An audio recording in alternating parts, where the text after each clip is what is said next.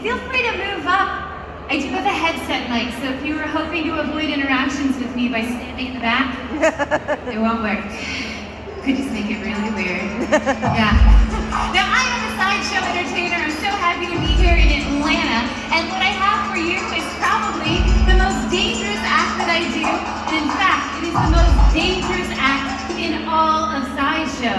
Now, if you've seen any of my acts earlier, you would know that I'm really the most dangerous lady on the planet, but what I am is a bit of a sideshow historian. See, I like educating people on where these acts came from, a lot of the information behind it, and so I like to fill you in on a little bit, considering you won't be getting any swallowing rocket launchers, and there's not going to be any cartwheels or anything wild happening on this stage. In fact, the act that I brought for you today is one of the most dangerous. It's taken more lives in my industry than any other feat around. And that is the ancient art of sword swallowing. That's right. Now, I realized in my travels after traveling the world with pieces of equipment like this, that a lot of people seem to think sword swallowing isn't real. Now, not only is sword swallowing real, it's incredibly dangerous. And I'm going to fill you in on a lot of information about it.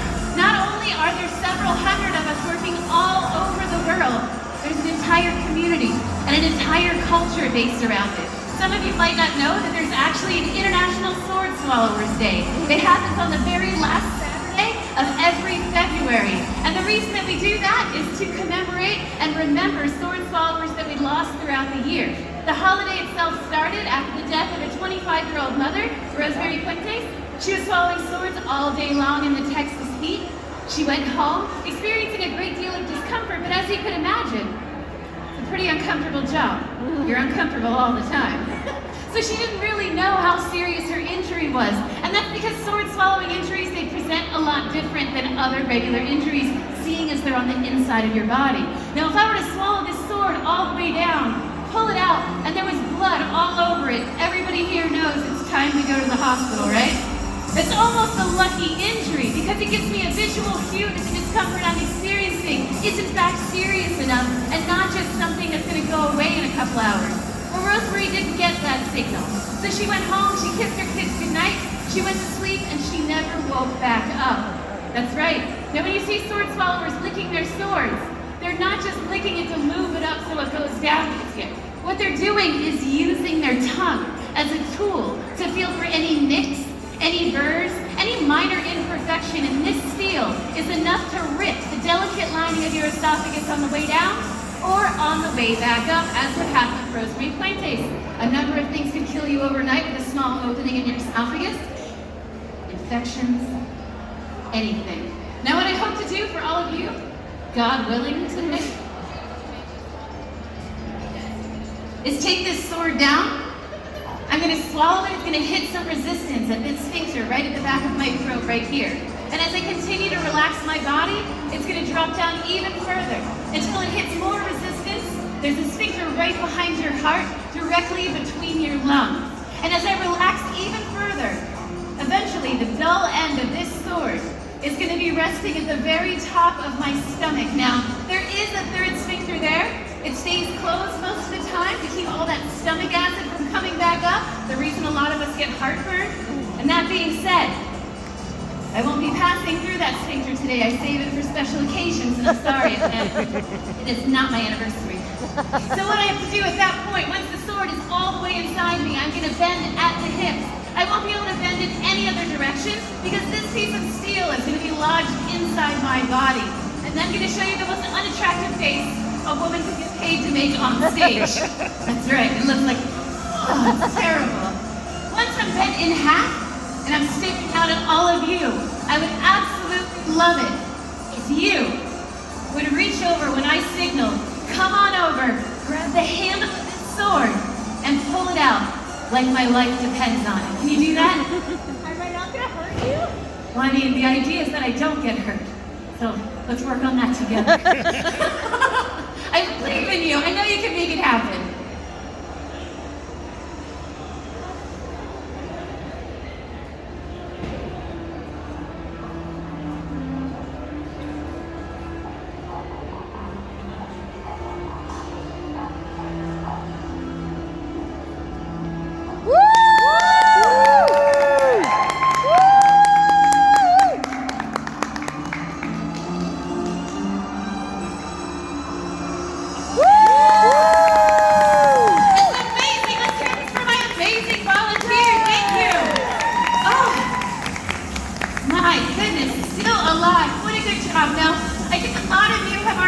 realize that to be a sword swallower, there's something inherently a little bit wrong with you.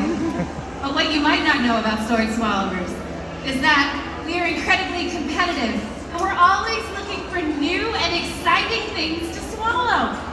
So starting last year, I got a new sword, and I added it to the show.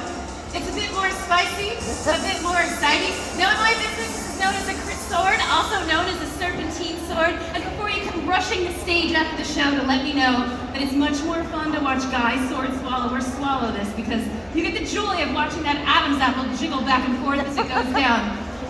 Just use your imagination, all right? It's dangerous when I do it, for God's sakes. I don't want to hear it.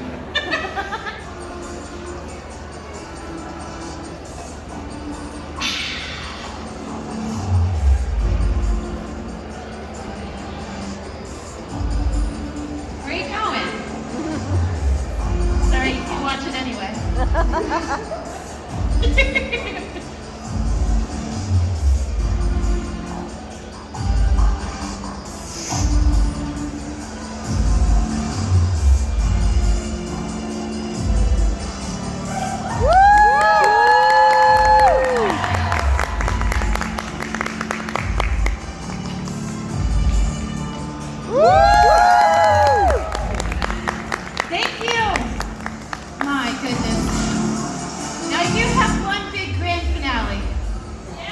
I know, I'm very, very excited about this. Another sword swallower based out of Texas made this for me. And in Austin last week, I was gifted this magical piece of equipment. I've only swallowed it twice. Once was backstage. Once was in the ceremony where I received it. And for the third time, it's here for all of you, Atlanta. It is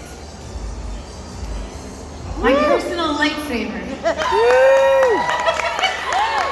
Right?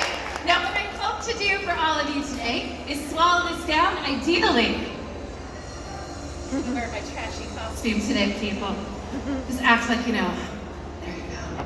Now, hopefully, once this goes down, you'll be able to see all of my throat illuminated. You'll be able to see the lights inside. Excellent.